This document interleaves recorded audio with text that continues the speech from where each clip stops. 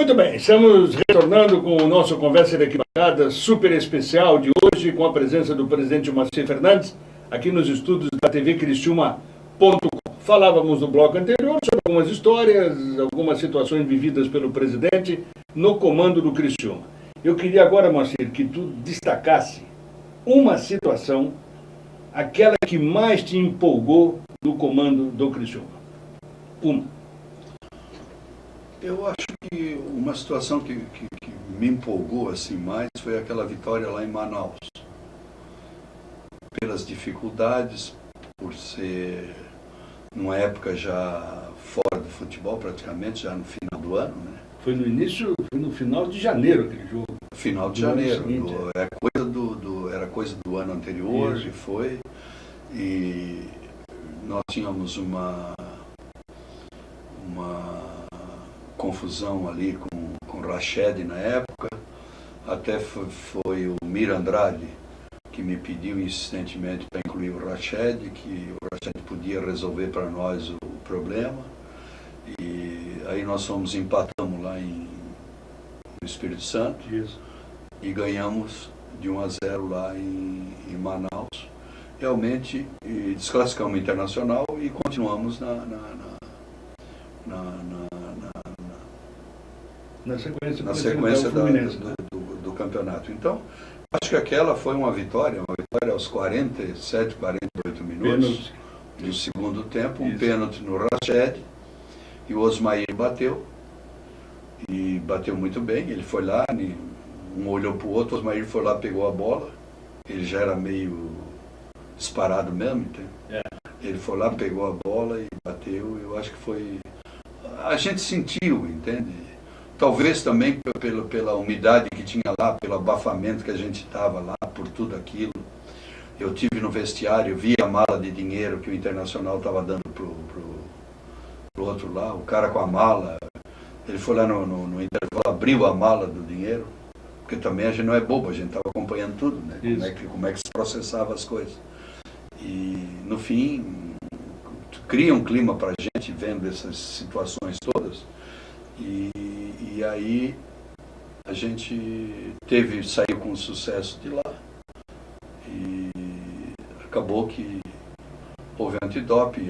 Até fui eu que fiquei esperando, liberei o pessoal todo, fiquei esperando o pessoal do antidoping para levar para o hotel. Mas foi assim, foi um marco, aquela vitória foi um marco, como houve também uma lá eu não me lembro se foi no Espírito Santo, que nós ganhamos lá de 3-0, depois ganhamos a Série C, entende? Que nós estávamos em dificuldade, o time não conseguia encaixar, o Gonzaga, nós tínhamos dificuldade em encaixar esse time. E na realidade, foi em Cabo Frio. Cabo Frio. Isso. 2006. E aí nós fomos lá, ganhamos em São Paulo. Noroeste, ganhamos do Noroeste de 1-0, que foi um jogo dificílimo. E depois fomos lá e ganhamos lá em... Isso que tu tinha tomado 5 do Joinville, né? Uns dias antes, né? Tomado 5 e o time não engrenava, não encaixava, e o time era bom. Eu tinha o Leandro Guerreiro, eu tinha Marcelo Rosa, eu tinha Dejair, eu tinha Douglas, eu tinha um monte. Até o Cachoeiro aquele fazendo gol, né? Não, esse veio depois. Era centroavante, o Beto Cachoeiro. Beto, que nós tínhamos trazido da Ubra, lá do Rio Grande do Sul, compramos da Ubra. E o padre lá da Ubra, não sei se é padre ou se é... O reitor, me exigiu que eu depositasse o dinheiro vivo. Primeiro eu tive que depositar o dinheiro vivo, nem cheque visado ele aceitou, teve que ser dinheiro vivo na conta para ele me dar o atestado liberatório do Beto Cachoeiro. Se fosse cheque visado, era nominal e alguém ia saber, né? Bom, por dinheiro ninguém sabe, né? O dinheiro caiu lá numa conta que mandaram botar na conta, eu botei. Só vou pedir para a nossa produção que liga o monitor, porque nós estamos falando aqui e não estamos nos vendo, né, no monitor. Mas olha, Moacir, e a grande decepção que tu teve no futebol? Eu acho que o futebol para mim foi... Eu sempre tive muita sensibilidade de futebol, né? A gente sabia dos problemas que ocorriam, sabia das coisas que não estavam dando certo. A gente tinha uma noção muito clara. Eu até vou dizer para ti que um repórter em Florianópolis me perguntou uma vez por que o futebol é tão difícil? Por que ele é difícil de fazer futebol? Eu digo, olha, eu vou te explicar de uma maneira simples. Tu coloca 5 crentes, aquele que vai todo dia na igreja. Tu coloca 5 católicos, vai todo dia na igreja. Depois tu tem 5 ali que tu não sabe se é afrodescendente ou se é branco, ele é mestiço. Esse anda a noite inteira. Aí tu coloca mais 5 bêbados. Tu coloca mais 5 juniores, dá os 25 que tu precisa. Agora tu tem que fazer com que 11 jogue e 11 fica aplaudindo. É simples assim? É simples. É tão simples. A hora que um crente, tu tira um crente, os outros crentes criam problema. A hora que tu tira um católico que vai todo dia na igreja, os outros católicos criam problema. A hora que tu tira um junior, os outros já ficam de cara amarrada porque não estão tendo oportunidade. Então, só, o problema é você botar 11 para jogar e 11 tem que ficar lá no banco aplaudindo e vibrando. Se você conseguir isso, o futebol é simples. Agora tenta conseguir. Perfeito. Moacir, tu tem acompanhado mesmo à distância essa movimentação do Criciúma, o AGA assumindo o clube nos últimos anos, agora a parceria feita da AGA, a entrada do Jaime Del Farra. Tu tem acompanhado e o que isso aí te mostra? Qual é a tua opinião sobre essa movimentação toda? Não, o futebol, enquanto não mude a lei, talvez eu acho que depois dessa CPI e depois dessa que está ocorrendo no Congresso, em que o Romário está presidindo, haverão algumas mudanças no futebol. Eu acho que algumas leis vão ser postas, como lei de presidente de federação, presidente de liga, até presidente de clube, o problema de uma única reeleição, acabar com essa maneira dos caras se achar que são donos de tudo, entende? Achar que fazem futebol como querem, acharem como é o caso da própria CBF, é o caso de tudo, que graças a Deus eu acho que isso aí deve mudar. E nós devemos ter algumas mudanças de lei, porque nós saímos de um regime clubista e fomos para um regime totalmente empresário. Hoje a FIFA agora não está aceitando algumas coisas já de empresário. E a tendência é dar uma mudada, porque realmente o futebol virou uma máfia. Você tem que entender que o futebol, depois do petróleo, é a segunda economia do mundo. É o que mais gira dinheiro no mundo, depois do petróleo.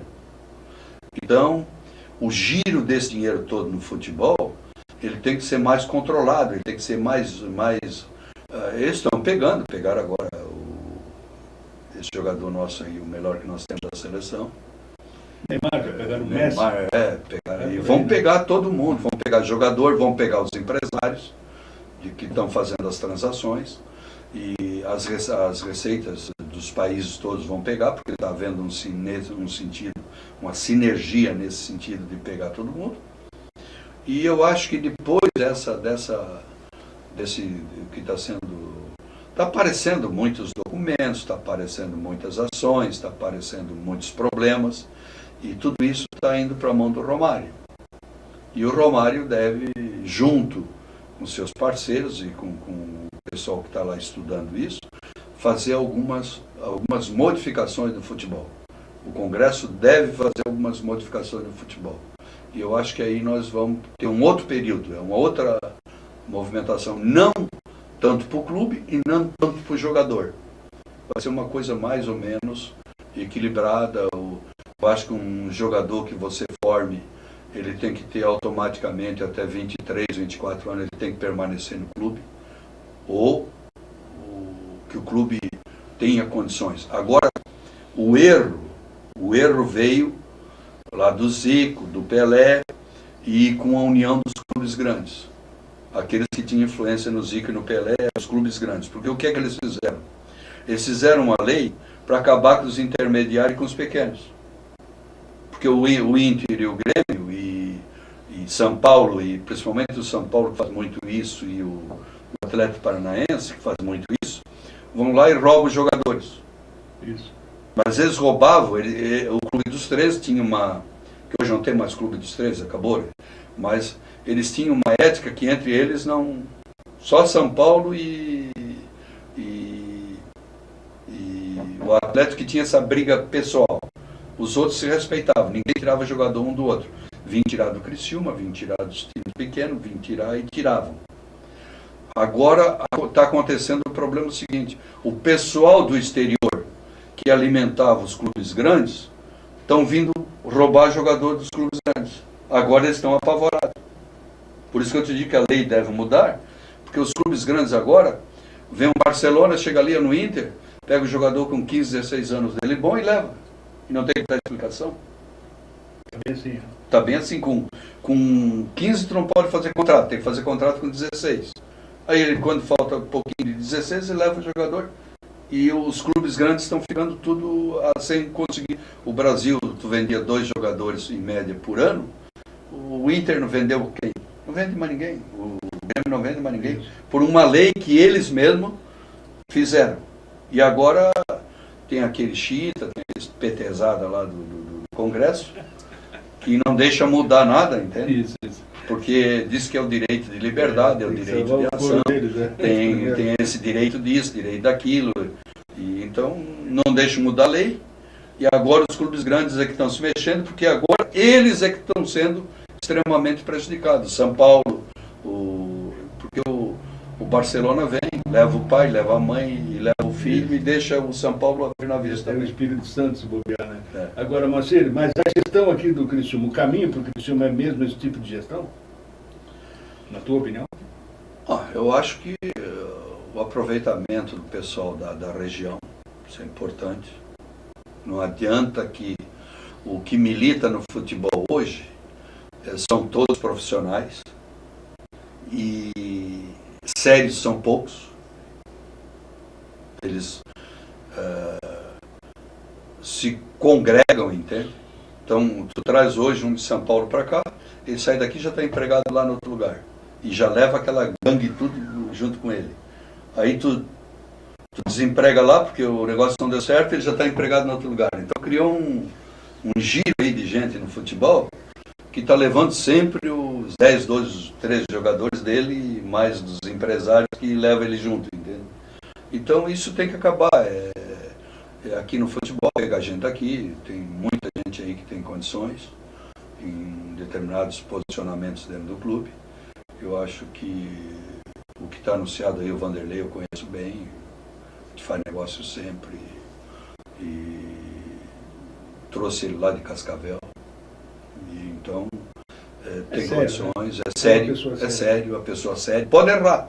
Eu acho que no futebol todo mundo vai errar, mas você erra sabendo que não tem sacanagem, sabendo que não está roubando dos outros. Essa é a grande vantagem que tem o pessoal da terra. Tu pode levar um Milioli, não sei se ele já esclerosou ou não, mas se ele estiver ainda bom, pode levar um Milioli. Está na área ainda. Está na área. Pode levar um Coutinho, que é gente séria. Isso. O Milioli é gente séria. Então, leva esse pessoal. Tem que ver os que estão esclerosados, que aí não dá mais. Porque eles falam todo dia a mesma coisa, aí o teu ouvido não aguenta mais. Tá certo. Mas a realidade é essa. Nós falamos em desafetos aqui. Delfim de Padre Peixoto Filho, é um desafeto? Não chega a ser desafeto. Eu simplesmente me portei com ele de uma maneira que não concordava com as atitudes dele. Tanto é que eu não concordava a maneira como ele fazia, a maneira como ele administrava a federação, a maneira como levava dinheiro, a maneira como... Então, eu não tenho nada contra ele. Ele foi político, se aposentou, ele foi me lembro na época, ele foi o mais votado do PMDB, o deputado mais votado. 2, 3 meses depois já estava como presidente da coisa e saiu do MDB, já era procurador da Assembleia, era o mais votado. Depois caiu com Pedro Lopes, como vice do Pedro Lopes no futebol. Agora, eu não convivia com a maneira como ele administrava a federação. E a nossa bronca era nesse sentido só. Não. O resto eu me dou bem com a família dele, me dou bem com a esposa, me dou bem com o Delfim. Não tem problema. Agora, falou em administração, eu não gostava porque